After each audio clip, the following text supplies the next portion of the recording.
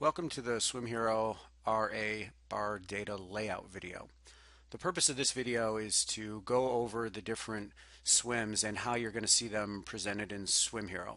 We're not going to get into the analysis so much here. We'll save that for our analysis video, but we want to make sure you understand what the swim should look like when you're done stamping it to make certain you haven't made any mistakes. So we're going to go over a free, a back, a breast, a fly, and an IM.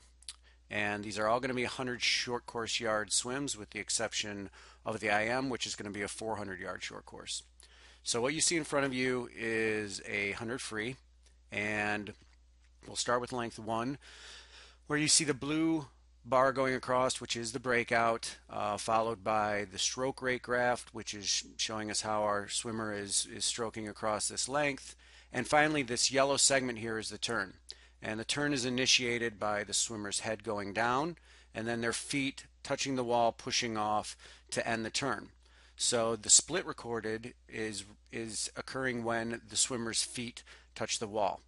Then we go into length 2, where we have the breakout again in blue, followed by the stroke rate graph, and then again the turn with the swimmer's head going down, feet touching the wall, pushing off, recording the split. Again in length 3 the same, and finally in length 4 we have a breakout, obviously no turn because they are finishing the race, so there's no yellow segment here. So that's a freestyle. Let's move on to the backstroke. Okay, now we're on to a backstroke, and again this is 100 back. This is going to look very similar to a free. You've got the breakout in blue here, followed by stroke rate graph. Not many stroke cycles here for this swimmer. She had a pretty good breakout. And then the turn at the end here. And again, in backstroke as well, the turn starts when the swimmer turns over onto their stomach, head goes down, and ends as they're pushing off the wall. So the turn is going to be recorded at the end of this length, which records the split. Length 2, same thing. Blue breakout, followed by a stroke rate graph, head turns over, feet touch the wall, push off, records the turn. Again in length 3, and then finally in length 4, similar to a free, there is no turn. We have the breakout and the swim ends. So that is what a what a backstroke should look like. Okay, let's move on to a fly now. Here is a 100 fly, and we'll start again with the breakout in length 1. Now you notice when the swimmer comes to the end of length 1 that there is no turn here, and that is because on a fly the split is recorded when the swimmer's hands touch the wall. So that is actually when we start the turn. We swipe when the hands touch the wall, which starts the turn and actually records the split. That's why the turn is actually going to be denoted in the second length. So swimmer touches wall, comes off, pushes off with their feet, end turn, that records the turn here, followed by the breakout time all the way to the end of this length. And again, when the swimmer's hands touch the wall, we're starting the turn, which records the split. So that turn is shown in length 3. And again, finally in length 4, we have the final turn with the swimmer touching the wall at the end of length 3, pushing off, and swimming their final length. So that's the main difference that you see in fly, and we will see in breast as well, from a back and free, is when the turn gets recorded from a split standpoint. And in back and free, the split gets recorded as the swimmer's feet touch the wall, whereas in breast and fly, the split gets recorded when their hands touch the wall. So now let's move on to a breast to see that. This is a 100 breast, and just as with the fly, you'll see the breakout here in the first length, no turn at the end of that length because their hands touch the wall, which records the split here, the red line. Then the swimmer's feet push off, which records the entire turn. So we denote that here in length 2, followed by their breakout distance, stroke rates, and again at the end of this length, swimmer's hands touch the wall, push off. So you can see in length 3 a turn, and again in length 4.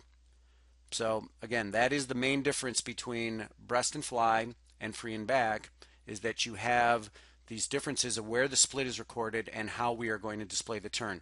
And this is something you should be aware of when you're done stamping, to look through and just make sure that your data is consistent and showing the turns where it should. Finally, we're going to show an IM.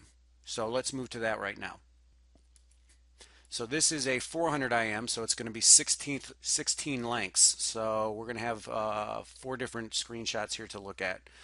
The first is of the fly, so this should seem reasonable to everybody. Swimmer comes off, gets to the end of the first length. We know that a fly starts, or the split is recorded when the swimmer's hands touch the wall, so that turn is going to be recorded in the second length, and we see that through the 4 lengths. So this is the 4 lengths of the fly. Now at the end of this, the swimmer's going to start into the back. So let's move to the back portion of the IM. So here we are in the back portion. Now this is where things get a little interesting, because we were just in the fly where the splits were being recorded as the swimmer's hands touched the wall and then their feet pushed off. So this is what you see here on this first length of the backstroke. Swimmer's hands touched the wall, pushed off, and started swimming. Now this swimmer's doing a flip turn, and these flip turns, they're going to turn over, their head's going to go down, and they're going to push off. So that turn is actually going to be recorded in this length as well. So don't be concerned when you're doing a 400 IM and in length 5 you see 2 turns, because that's correct. There should be 2 turns recorded in length 5. The next length, the swimmer's going to break out, swim down, still doing back, head goes over, pushes off, so the turn is recorded here. Perfect. They go down, they do it again, head turns over, feet push off wall, that's fine.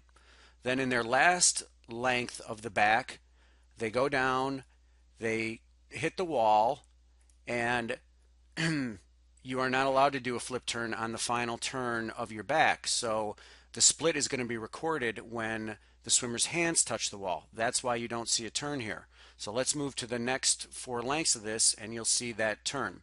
Again, at the end of the backstroke, the swimmer is not doing a flip turn. They have to touch the wall, which records the split.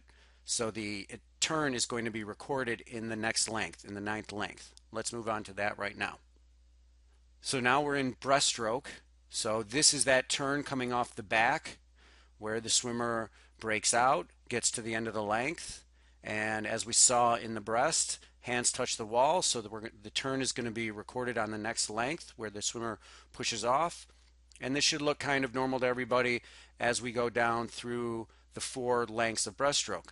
Now at the end of the breaststroke, again, the swimmer's hands are going to touch the wall, so the split's going to be recorded, and then we're going into the free. So let's go into the 4 lengths of the free now.